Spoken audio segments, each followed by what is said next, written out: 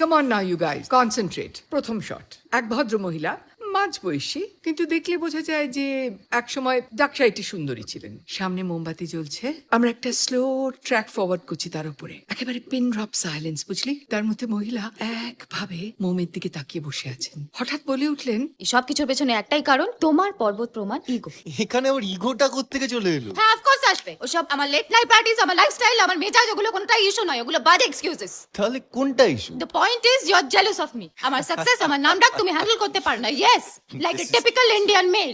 মানে তুমি সিরিয়াসলি বলছো যে এগুলো আমার কাছে খুব কাম্য? হ্যাঁ আমার মনে হয় রেস্তোরাঁয় গেলে সব কটা মাথা তোমার দিকে ঘুরুক, সেটা তুমিও চাও। মেঘলা দিনে সানগ্লাস পরে অটোগ্রাফ দিতে তুমিও চাও, আর হলো হিট হতে তুমিও চাও। যত আর্ট ফিল্মে শুকনো চাষি আর কিন্তু কবি হয়ে যেটা থাক। চাই না সেটা হলো এই গ্রামে গ্রামে গিয়ে মাচা বেঁধে শিয়াল কুকুরের সামনে খেলা। বেস্ট ক্লাইম্যাক্স, এখনো অব্দি আমার করা শ্রেষ্ঠ ক্লাইম্যাক্স। উফ, ভাবতে পারছি না। টিনাদি, আমি খুব ভালো আছি।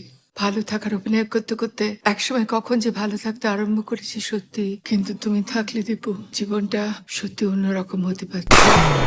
ভালোবাসা বাকি আছে তোমারও আমার কাছে, যা চেয়েছো দিতে আমি পারি না।